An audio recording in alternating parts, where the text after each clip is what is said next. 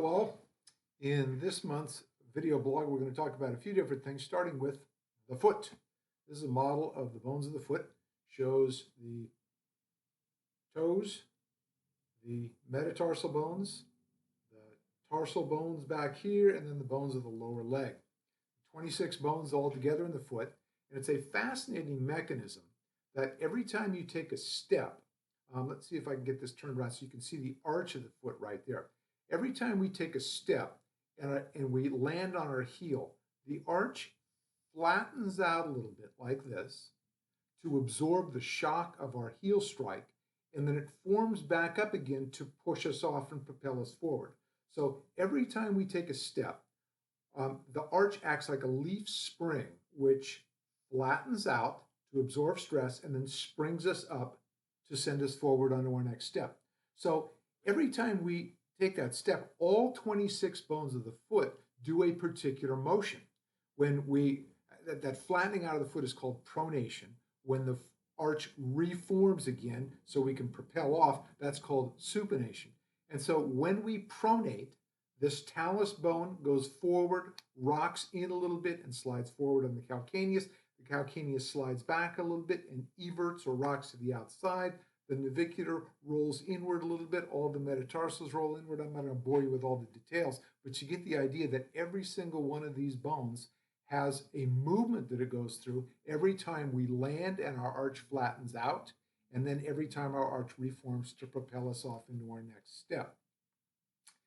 If all those movements are happening the way they're supposed to, in other words, if those movements are all unrestricted and well controlled, those are words that we use all the time in chiropractic, because in order for any moving part of our body to be healthy and happy, it has to have movement that's unrestricted and well controlled. So if the movement at each one of these joints in the foot is unrestricted and well controlled, then all the movement that takes place there is not only not bad for us, it's great for us because it keeps the ligaments flexible, it tones the muscles, it circulates blood, it does all kinds of really great things. Now, I should also mention that when we go through that pronation movement, when we pronate like this, the lower leg also turns in a little bit with that pronation. So this would be the shin bone right here. The shin bone turns in a little bit. So the knee actually rolls in a little bit. The thigh bone rolls in a little bit. And guess what that winds up affecting? The sacroiliac joint and the low back. So we adjust feet a lot of times in a day, but I will tell you in my practice, for every 20 times I adjust a foot, probably only 2 or 3 of those are because the person was complaining of pain in their feet.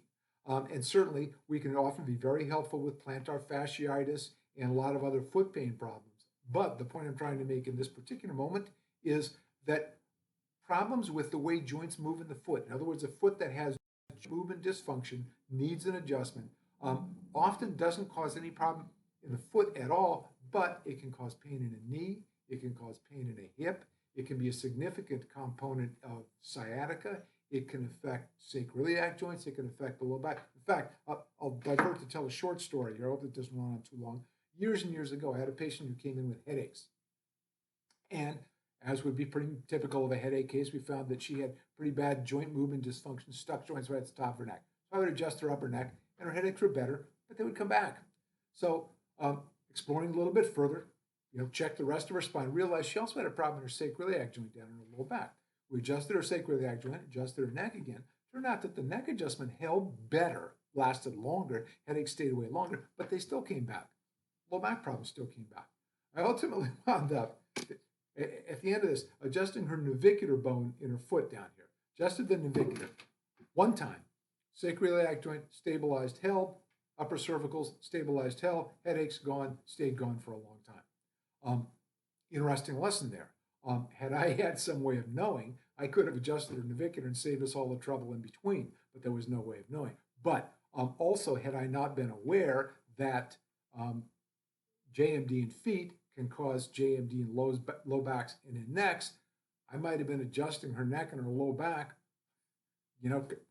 for the rest of her life without ever really resolving the headache problem. So I hope you found that interesting, and I hope that you appreciate what a miraculous mechanism your 2 feet are. and how remarkable it is that something this size allows us to balance on it and to move about our world as effectively as we do. Um, the only other thing that I wanted to say in this video to patients of mine who have not been able to come in and see me because of my bad shoulder, my wing is flapping better than it was. It's still not all the way back, but I hope to be back scheduling patients again beginning the third week of April. So if you'd like to get in to see me, please give the office a call and they can help you get scheduled at a day that I will be here. Thank you very much for your attention. Enjoy the beautiful onset of spring, and I'll see you soon.